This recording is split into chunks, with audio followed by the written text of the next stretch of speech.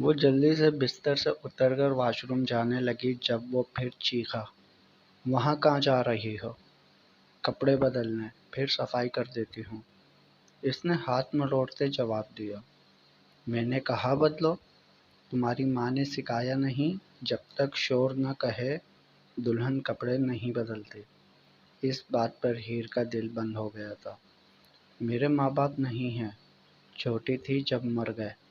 اس کی یاد دہانی پر مرزا کو شرمندگی ہوئی تھی، مگر جہاں ضد، انا، غصہ، نفرت غالب آ جاتے ہیں وہاں عقل، ہمدردی، انسانیت سب ختم ہو جاتا ہے۔ اس کا بھی ختم ہو گیا تھا۔ ہاں تو میں نے مارے ہیں، تم ہی ایسی ہوگی انہیں کھا گئی جیسے میری زندگی نگلنے آئی ہو۔ آخری جملہ اس نے قدرے دھیمے کہا تھا، مگر وہ سن چکی تھی۔ وہ اندر ہی اندر ختم ہو رہی تھی۔ اس کا مرزا اتنا پتھر دل ہے، وہ اپنی جگہ ساکن ہو گئی تھی۔ وہ کمرے سے چلا گیا۔ اس کا دل کر رہا تھا وہ پھوٹ پھوٹ کر روئے۔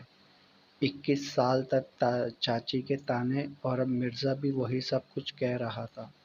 کیا سچ میں میری وجہ سے میرے ماں باپ مر گئے؟ ٹوٹے دل کے ساتھ وہ کمرے میں جگہ جگہ رکھے پھول اور پنکھڑیاں سمیٹنے لگی تھی۔ موم بتیاں بجھا کر اس نے لائٹیں آن کر دیں۔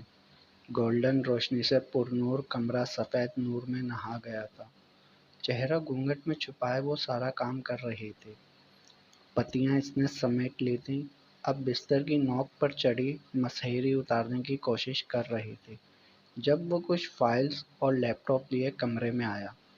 اس کا پاؤں بالکل کنارے پر تھا۔ وہ کیل سے دھاگا اتار رہی تھی۔ دھاگا نکلا اور اس کا پیر پھسلا اور وہ سیدھی مرزا کی گود میں۔ گھونگھٹ تھوڑا سا اٹھ کر ناک تک آ گیا تھا۔ اس کے کپ کپاتے گلابی ہونٹ اور ابری بیوٹی بون، اس کی شخصیت کی جو پہلی چیز مرزا کو اٹریکٹ کی تھی وہ اس کی بیوٹی بون ہی تھی۔ وہ اسے گھورے جا رہا تھا جب وہ بولی، اتار دے نیچے۔ اس کی آواز پر وہ ہوش میں آیا۔ اسے نیچے اتارا۔ تمہارا دماغ تو خراب نہیں ہے؟ کیسے اتار رہی تھی؟ گر جاتی، کچھ ہو جاتا تو ذمہ داری مجھ پر آ جاتی۔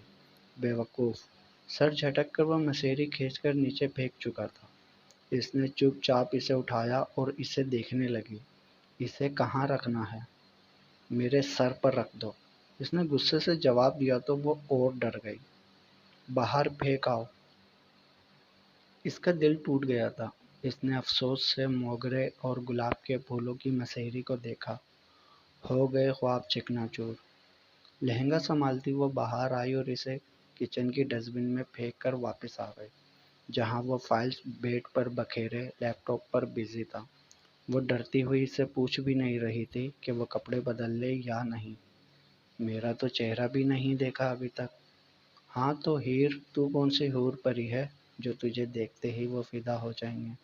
وہ چپ چاپ صوفے پر بیٹھ کر اسے دیکھنے لگی۔ گھونگھٹ کی جالی سے اس کا چہرہ، ہر منظر سرخ دکھائی دے رہا تھا۔ درمیانی جسامت، لمبا قد، ہلکی داڑھی، گورا رنگ، وہ کتنا خوبصورت تھا۔ اور یہ میری قسمت میں ہے؟ مگر کیا یہ سچ میں میری قسمت میں ہے؟ کہیں صرف اپنی دادی کا وعدہ تو پورا نہیں کر رہے؟ مجھے چھوڑ تو نہیں دیں گے؟ نہیں، میں ایسا کبھی نہیں ہونے دوں گی۔ آپ چاہیں جو مرضی کر لیں، میں آپ کو کبھی نہیں چھوڑوں گی۔ آپ نے مجھے چھوڑ دیا تو بی بی بھی مر جائے گی، چاچی ساری عمر تانے ماریں گی، آپ مجھے نکال دیں گے تو میں کہاں جاؤں گی؟ یہ سب باتیں اس نے دل میں سوچی تھیں۔ وہ یک ٹک اسے دیکھے جا رہی تھی جب وہ اس کی جانب متوجہ ہوا۔ ادھر آؤ۔ سرخ جالی سے وہ دیکھ سکتی تھی وہ اسے پاس آنے کا کہہ رہا تھا۔ لہنگا سنبھالتی، پائل کی آواز بگیرتی اس کی جانب چل دی۔ بیٹھو۔ لیپ ٹاپ کی اسکرین کو گھورتے اسے بیٹھنے کا اشارہ کیا۔ وہ بستر پر بیٹھتی، پھر اچانک رک گئی۔ کہاں بیٹھوں؟ بستر پر یا نیچے؟ اس کی بات پر اسے تھوڑی سی شرمندگی بھی ہوئی۔ اتنا ڈرا دیا۔ بستر پر بیٹھ جاؤ۔ وہ بیٹھی تو اس نے ہاتھ بڑھا کر اس کا گھونگھٹ اٹھا دیا۔ براؤن شیڈ آنکھیں کاجل سے بھری پڑی تھیں۔ گولڈن چمڑے کا شیڈ انہیں اور بھی خوبصورت بنا رہا تھا۔ रेड लिपस्टिक ज़दा होठों का आता किए हुए नथ। इसने एक नज़र इसे देखा और घूंघट नीचे कर दिया। हाँ, अच्छी लगी। जाओ, कपड़े बदलो। वो दोबारा लैपटॉप पर बिजी हो गया। वो अफ़सोस करती जाने लगी जब वो दोबारा बोला, सुनो, मुझे सुबह 8 बजे पुलिस स्टेशन जाना है। टाइम से उठकर नाश्ता बना देना। 7 वाला रूम खाली है, वहाँ जाकर सो जाओ और दोबारा इस कमरे में मत आना। इसे बिना देखे कमरे से निकाल चुका था। वो चुपचाप एक तरफ चली गई। वो अपने बैग की जिप खोल रही थी। इसकी चूड़ियाँ छन छन कर रही थीं। खामोशी में शोर हो रहा था। इसने उकता कर इसे देखा। ए लड़की, पहले ये चूड़ियाँ उतारो। क्या शोर मचा रखा है? इसने गुस्से से कहा था। हीर ने सबसे पहले ज्वेलरी उतारना शुरू कर दी। वो झलियों की तरह एक एक चूड़ी आईने के सामने उतार रहे थे। किसी गहरी सोच में गर्क आधा घंटा हो चुका था और वो अभी सिर्फ 2 दर्जन चूड़ियाँ उतार पाई थी। वो गुस्से से इसे देख रहा था। अचानक उठकर इसके पास जाके खींचकर इसका रुख अपनी जानिब किया। सबसे पहले खींचकर इसका दुपट्टा उतार दिया, जिससे इसके बाल भी खिंच गए थे। इसे दर्द हुआ था, मगर अब इसका हाथ इसके गले में मौजूद हार पर था। वो बेदर्दी से इसका एक एक जेवर उतार रहा था। आउट! चीख कर कहा तो वो सर से पैर तक हिल गई। अपना बैग खींचती वो कमरे से बाहर चले गई। पीछे दरवाज़ा ठक करके बंद हुआ था।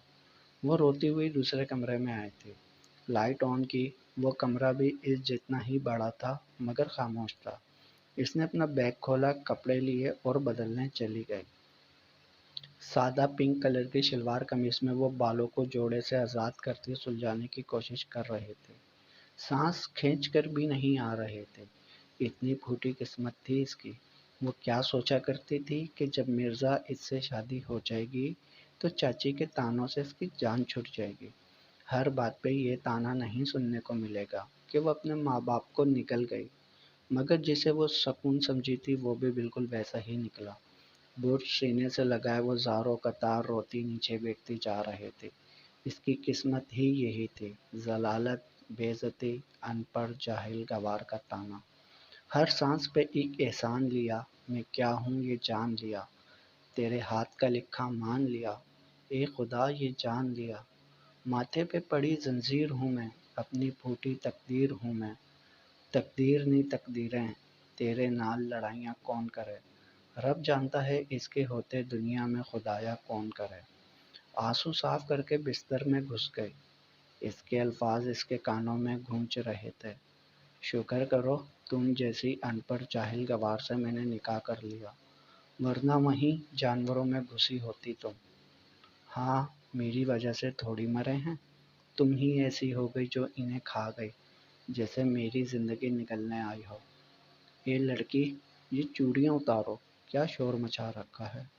वो कंबल में मुंह दिए सिसक रही थी, मगर वो सितमगर तो अपने कमरे में काम में मसरूफ था, ये जाने बगैर कि इस मासूम को अंधेरे से भी डर लगता है।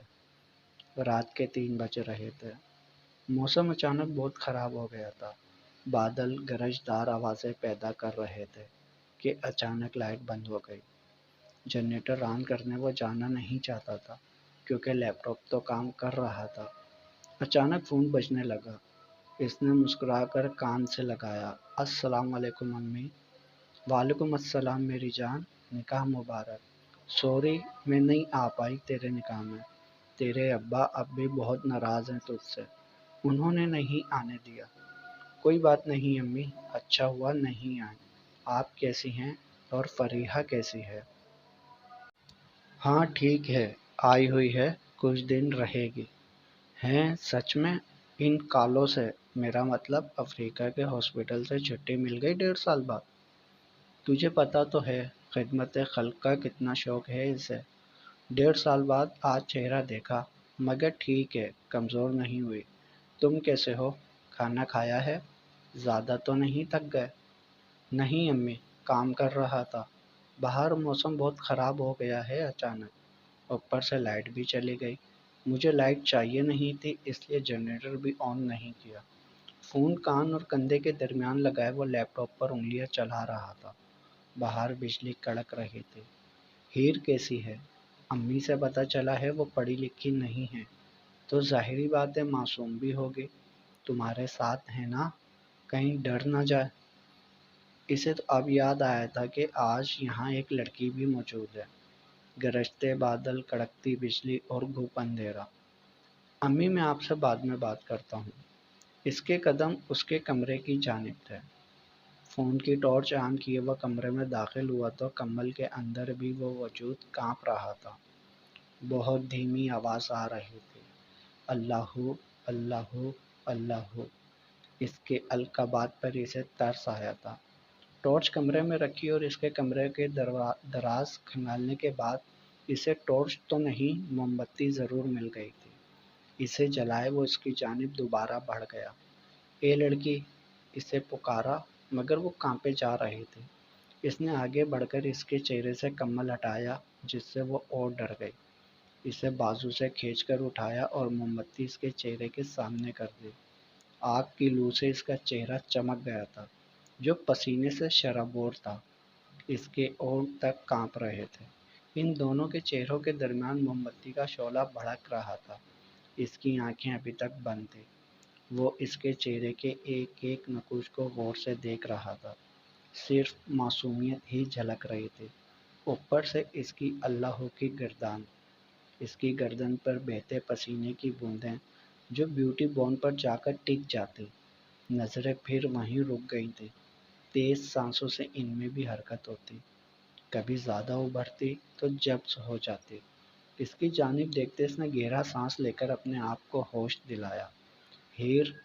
اپنے نام کو سن کر اس نے آنکھیں کھولی تو مرزا کا چہرہ دیکھ کر اس کی سانس بحال ہو گئی۔ وہ اس کے روشن چہرے کو دیکھے جا رہی تھی۔ وقت تھم سا گیا تھا کہ اچانک بادل زور سے گرجا اور اس کا نازک وجود اس کے ساتھ چپک گیا۔ اس کی پشت پر ہاتھ مضبوطی سے باندھے وہ اپنے آپ کو بچانے کی معصوم کوشش کر رہی تھی۔ ہمیں ڈر لگ رہا ہے۔ وہ تو اس لمحے میں بالکل ہی شوک ہو گیا تھا۔ باہر تیز بارش شروع ہو گئی تھی۔ لمحے گزرتے جا رہے تھے۔ ہوش تب آیا جب ہاتھوں پر موم بتی پڑی۔ اس نے موم بتی نیچے پھینکی جو بجھ گئی تھی۔ اسے کھینچ کر خود سے دور کیا۔ کمرے میں موبائل کی ٹارچ اب بھی کچھ روشنی کیے ہوئے تھی۔